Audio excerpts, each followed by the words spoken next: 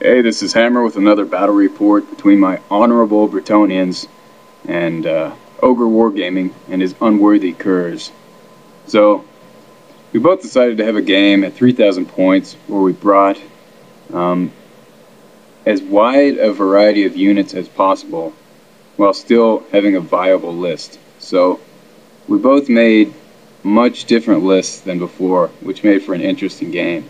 So, my deployment, starting here at the bottom, I got a Trebuchet, 5 Mounted Yeomen, 9 Grail Knights with Banner of Swiftness, 10 Peasant Bowmen, another unit of Mounted Yeomen. Then I have a unit of Knights of the Realm with my General. And this guy is a Lord with the Questing Vow, a great weapon, the Gromril Great Helm for rerollable armor save, the Crown of Command, and the Insignia of the Quest. So the Insignia of the Quest, basically if you're reduced to 1 wound or anything would take you below 1 wound, you automatically get a 3-up ward save for the rest of the game. And there's also the Standard of Discipline. The unit next to them is my custom Grail Relique that I had just built before this game. So I got a Grail Relique dart, kind of like Once Bitten's. Then I have a unit of 50 minute arms with a level 2 of beasts. She is the prayer icon of Quinellas. Then I have my BSB's unit with his Paladin escort in the same unit. And the build's a little different. The BSB has the Ogre Blade for +2 strength and the Enchanted Shield for a 1-up. And the other Paladin has the +1 strength sword and the Charmed Shield. And then the farthest unit is another unit of, well, these guys are Knights Errant with the Errantry banner. And I have my Heroic Killing Blow Lord with his usual build. Sword of +2 attacks, Virtue of Heroism, the Luck Stone, the Potion of Foolhardiness, and the Dragon Helm.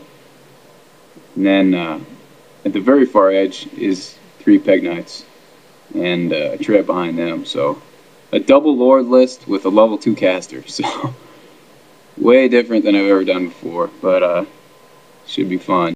So on my opponent's right side, he's got a Stonehorn, Saber Tusk, a Scrap Launcher, a Giant, little dart there of Knobloch Trappers, another unit of Knobloch Trappers, and he's got his Iron Guts with, he's got a Lord level combat character, which he almost never takes. I also think there's a level 2 or level 4 in that unit. No, level 2. Then he's got his BSB in that unit as well. Next to them is a unit of Bulls with his Fire Belly, and I think that's it. But he didn't take a level 4 this game, so we both took level 2s, which was kind of interesting. See, towards the middle, he's got his Iron Blaster, 4 Man-Eaters that have pistols, poison attacks, and sniper. So you can just snipe out my characters with poison attacks. Kind of an interesting build. Another Saber Tusk. Another Saber Tusk on the very far left. And then 3 Yetis. Never seen these guys before. He just picked them up. He's going to get them painted. So clearly not the best unit to bring. But adds to the variety of this game, which was awesome.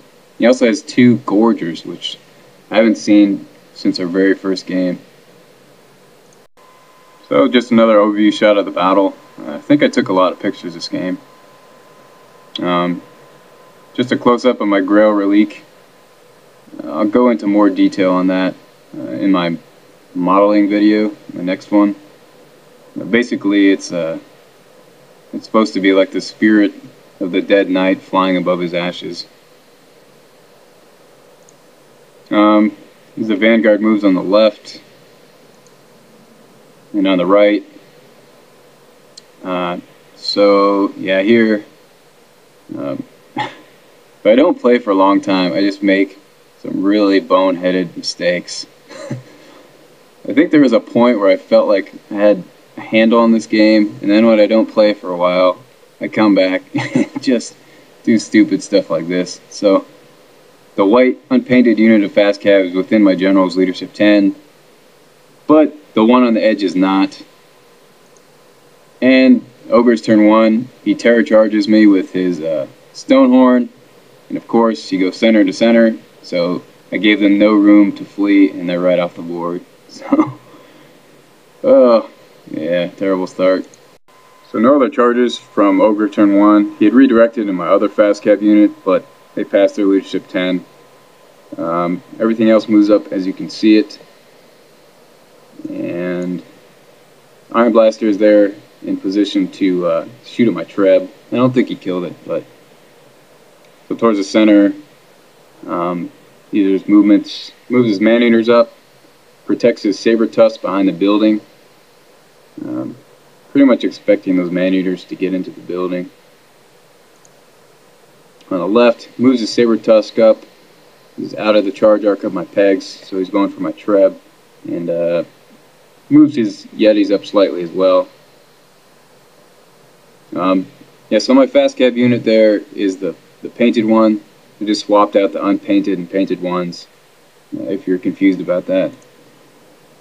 So shooting phase, the scrap launcher lands on my men-at-arms and kills 6 of them.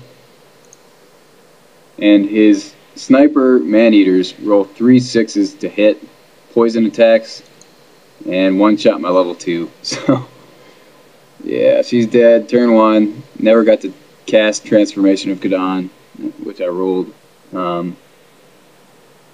it's a pretty powerful ability for those man-eaters against unarmored casters. I'm not going to do much against my knights, but definitely a nice ability for taking out a level 4 or something like that. So on Brett turn 1, move my Peg Knights up into a flanking position. I move my Heroic Killing Blow Lord more towards the center of the board, which I think was a big mistake. These long Knight Lances are very unmaneuverable as it is, and now I'm just bottling myself up. So if I go around the left side of that building, sure, I'll get redirected by that Saber Tusk, but I should get into a meaningful combat by the end of the game. Might have to deal with the Yetis, but I'm not that scared of them with my Lord there. So yeah, just a maneuver mistake on my part there. So towards the center, move up as you can see. I want my peasants up there to anvil a couple of those ogre blocks until my knights can get in there to hit a flank or something. So pretty much it's 3 anvils down the middle with my Crown of Command Lord, Grell Relique, and Peasant Horde. So towards the center, or not the center, the right, I try something different with my fast cav. I took 2 fast cav units in this list because I really need to learn fast cav strategy in general. And all my future 3K lists will have 2 mounted yeoman units in them. So tried this trick. I learned from watching Mobius Primal's fast cav video. You guys should check that out if you haven't. Very good overview. So here I'm redirecting the Stonehorn / speed bumping it, march blocking the Saber Tusk with its leadership 4, and also blocking the Giant there as well. And then I angle my Grail Knights so that I have a chance to charge around my fast cav, if the Stonehorn doesn't charge them. So that's my thinking there. That's just another close-up of that. Those are just converted Elarian Reavers. They're really cheap on eBay because high elf players don't use them. Much better than the $15 a pop mounted yeoman from Games Workshop. Let's see, I shot at his Iron Blaster with a Treb that scattered and killed an Iron Gut. So on Ogre's turn 2, his Saber Tusk continues its way down towards my Treb. The Man-Eaters here on the right jump into the building. Saber Tusk gets out of the charge arc of my pegs, and the Yetis move up right behind my pegs. So towards the center, he doesn't move up aggressively with his blocks, stays well out of my charge range, and moves up his Knoblock Trappers. So again on the right, moves up more Knoblock Trappers. His Giant charges my Mounted Yeoman, and his Saber Tusk backs up a bit with his normal move since he failed his March test. And his Stonehorn also backs up away from my Grail Knight's charge. Just another overview shot of Ogre's turn 2. And I think this is showing his, he miscast, killed another Iron Gut, and he miscast Fulminating Flame Cage on my Men-at-Arms. So if they move, I guess they take a Strength 4 hit, which could really bust this horde. So definitely a problem for me there. Couldn't dispel it. So close combat, my Mounted Yeoman actually do a wound on the Giant, which I appreciated. But with one sweep of his club, they go flying off the table. So on Brett turn 2, my Peg Knights failed their March test, so if I move forward, they're just going to get rear charged by the Yetis, so I just jump them back over the top of the Yetis to protect them. Just another overview shot of that. Towards the center, move my Heroic Killing Blow Lord forward. So the Ogres still need a decent charge to get in with them. And again, I couldn't get my BSB unit up also because I just bottlenecked myself there. Grail Relic charges the Knoblock Trappers. Towards the right, my Anvil General charges this other unit of Knoblock Trappers just to clear them out. Not really worried about countercharge because he's stubborn. Grails kind of hang back in anticipation. So if the Stonehorn makes a long charge into the flank of my General's unit, they'll be there to counter or support with the Giant. So gotta respect that Giant. Don't want him charging my Grails either, because first time I faced one in the Mega Battle, it did 2d6 strength 6 hits every turn, and I don't really want that guy stomping around on my Grail Knights. But in my shooting phase, a Treb targets his Giant, and I almost get him. He's down to 1 wound, got 5 wounds on him. See, my other Treb targets the Man-Eaters in the building. Pretty good chance of taking these guys down a notch, because if I get that center hole on top of them, I get d6 strength 10 hits, each of which has d6 multiple wounds, but I don't get the center hole on it, and I just clip 1 wound off these guys. So after close combat, my Grail Relic didn't do too much. I killed a couple Noblars, and I forgot that I had Hatred. And I made the critical mistake of not reforming wide enough to grind it out with them, which definitely was unfortunate later in the game. And then here's how it looks on the right side before Ogre's turn 3. So Ogre's turn 3. Unfortunately, his Iron Guts made it in. Needed an above average charge, but they got it, no problem. So he crisscrossed his Giant with the Iron Guts. I think he did that to prevent my Grail Knights from cutting down the Giant easily. It's only got 1 wound on it, so my Knights will probably be able to grind it down. But he's not worried about my Grail counter on his Guts because he got Chronic Command. And in that case, he could just easily crush me with his Stonehorn. So here's a wider view of that.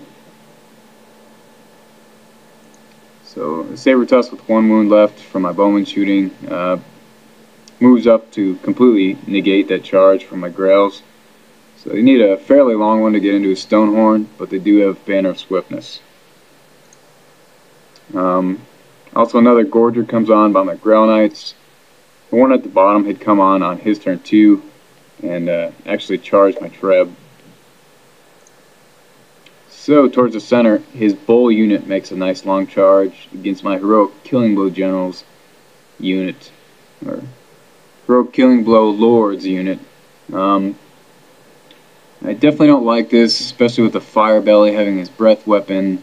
There's a lot of strength 4 coming at me. 3 up armor, 6 up ward. Still pretty failable.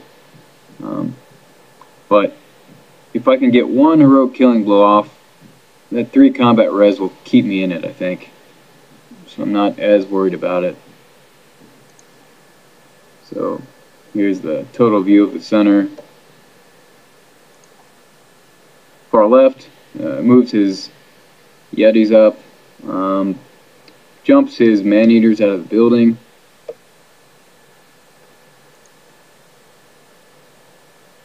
and gets some buff on these bulls. I don't know what it is. I can't read it. In shooting phase, his scrap launcher hits once again on my men-at-arms. Direct hit. His Man-Eaters shoot their poison shots and take 1 off my one of my paladins there, my BSB.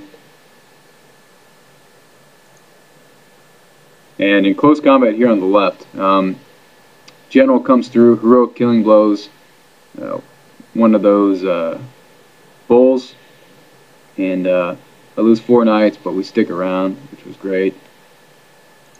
Towards the center, yeah, my failure to reform, get more attacks against these Noblars is starting to show, and we just stick it out. We just stick around. My I don't know what is it, 150 something point Grail Relique is getting held up by a tiny Nalbar unit, so definitely a waste there. To combat on the far right, yeah, just showing the bottommost Gorger cleans up my Treb, and the other one moves along behind my Grail Knights. Monster kill! So this damn giant rolls the pickup model and stuff it in your pants rule. So he stuffs 2 of my damn knights in his pants, and the third one finally pokes him in the eye and kills him. And then he falls over, and he falls right into the Iron Guts and kills 2 Iron Guts and my opponent's level 2, along with 4 knights. That was awesome. It's completely appropriate too, because every time I see this model on the board, he doesn't have it glued, and I'm always telling him, you gotta glue that damn giant down, or he's just gonna keep falling over. And this time he falls over and just crushes his unit. So hopefully this is motivation to glue him on his base. So when it's all said and done, my general makes his stubborn 10, and we stick around. So Brett turn 3, I make a very nice combo charge against these bulls. Flank with my Peg Knights and get a clip with my BSB's unit to get a lot of combat res to that fight. So definitely rated to win that one. Also reform my peasants to face his Man-Eaters since they couldn't move forward in horde formation. Just there to support in case they decide to charge. On the far right, I make a truly glorious charge with my Grail Knights. Yeah, it's all about the Banner of Swiftness, so first time I'd fit it in my list. I had wanted to for a while, and yeah, I would have failed this charge without that 1 extra movement, so makes a big difference. Peasant Bowman pick off a Saber Tusk, and here's how we're looking in the center of the board. So at this point, I feel like I've got the game. Yeah, I'm going to crush through those bulls and start pushing towards the center. My Grail Knights are bound to crush through that Stonehorn. all that strength 6, and reform to go after his war machines or his iron guts. And my stubborn Crown of Command Lord there, with his 3-up ward save, if he gets reduced to 1 wound or below 1 wound, I think can potentially hold that iron gut unit up for quite a while, at least long enough to get enough support in there to deal with that unit. So definitely feel like I have the victory at this point. So combat on the left, yeah, easily crush through those bulls, no problem. Peg Knights run them down, and I make another critical error here. So I reform my BSB's unit to face his man-eaters. Just a dumb move. Should have reformed him to face towards the center, towards units that matter, because I mean, clearly his man-eaters are going to jump right back in the building, and there's no way I'm going to charge them in the building. So just a dumb error. Apparently I forgot about the steadfast rule or something. If he charges my rear, I'll be steadfast. I can always make way, I have a lot of combat res, then I can counter with my men-at-arms and actually get those points, but just wasn't thinking. So this was heartbreaking. Yeah, my glorious charge became a glorious rubber lance. So yeah, I got 2 wounds off on this thing. I killed 2 Grail Knights in return, so terrible. I still won combat, but he was within his general's leadership, and he passed. So yeah, that's a nightmare. So the challenge continues. My general against his tyrant. Yeah, his tyrant's got strength 7, so my 2-up rerollable doesn't mean too much here. So yeah, it's actually not too easy of a fight for my general. Grindfest continues with the Grail Relique. Yeah, so with those guts, they killed my entire unit, and it's just my general sitting on 1 wound. So he has his 3-up ward save for the next round of combat. So in Ogres 4, he jumps right into the building with his man-eaters as expected. Moves his Yetis towards the top of the board to try to get into a combat. His Iron Blaster faces towards my Peg Knights to try to one-shot them all, but I think he misfired because they were fine. Here's a view towards the center, and the far right, the attack of the Gorgers has begun. So close combat here with my Grails. I take 1 more wound off of him, but he sticks around even though I win combat. And in the challenge, so his tyrant gets 3 hits through, wounds easily. I fail my 6-up rerollable, and here's the roll for my 3-up ward save. So yeah, unfortunate.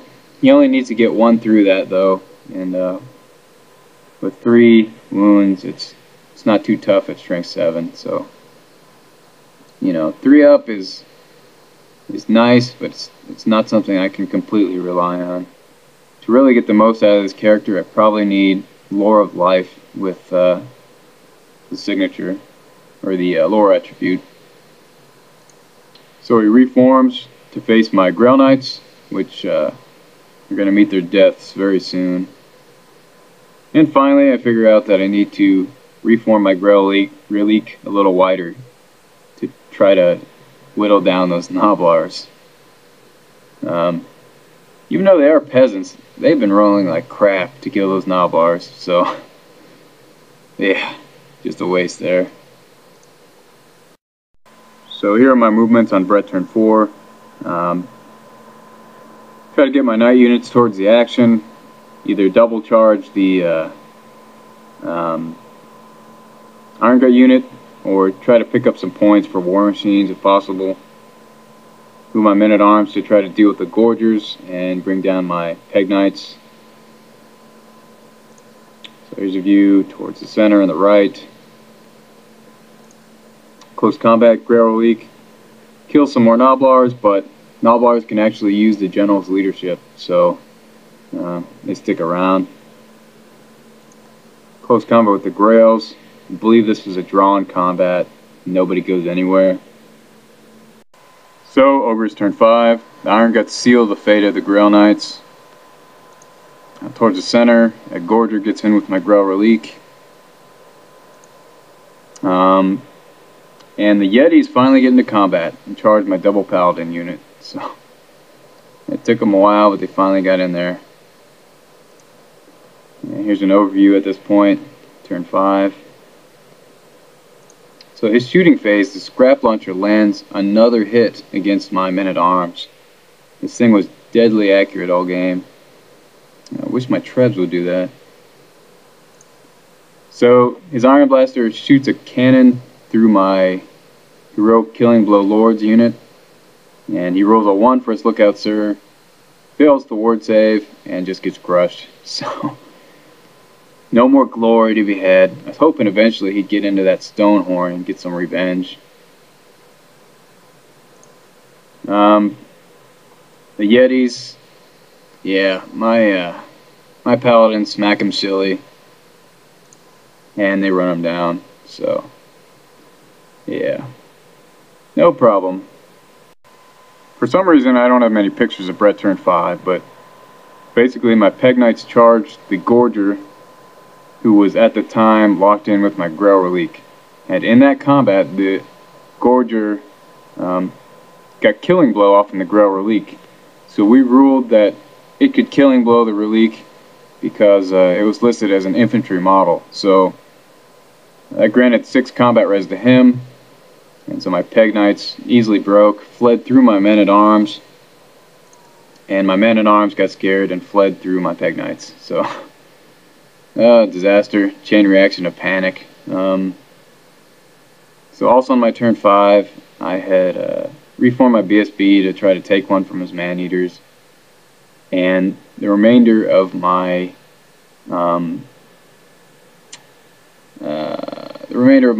Heroic Killing Blow Lord's unit charged his Scrap Launcher, and his Guts and Stonehorn were there reformed, ready to charge him on his turn 6 if they don't beat the Scrap Launcher. So here's another view of the panicking peasants and fleeing Peg Knights. So since this was on my turn 5, his turn 6 he just has to charge him and run him down, and he gets full movement. Whereas I get 3d6, so yeah, it's going to be an easy kill for the Saber Tusk.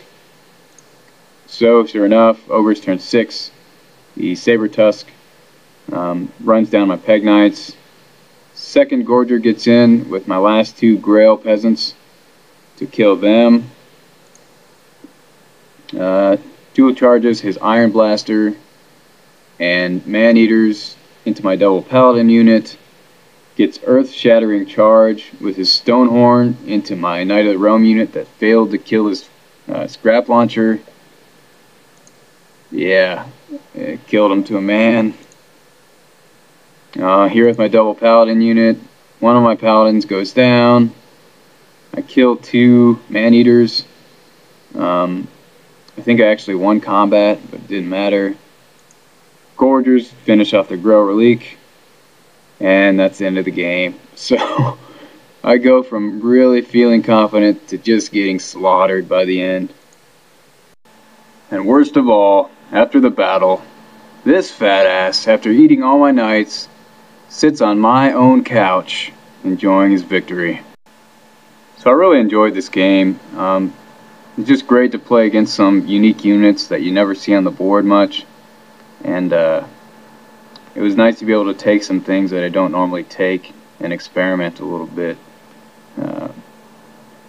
Double Lord thing was pretty fun. Having a stubborn Lord, the theory is just interesting. You know, being able to charge him out and either getting a challenge or just you know, sit there and hold someone up for a long time with survivability. But I think this guy could be improved if you put him with a unit with a Crown of Command Damsel or Prophetess, and then instead of Crown of Command on him, you give him the Virtue of Confidence, and then instead of Crown of Command on him, you give him the Virtue of Confidence, and then instead of Crown of Command on him, you give him the Virtue of Confidence, and Gauntlet of the Duel. So he'd be a guy with a great weapon, with 2-up rerollable armor save that can reroll hits and wounds and challenges cannot be refused.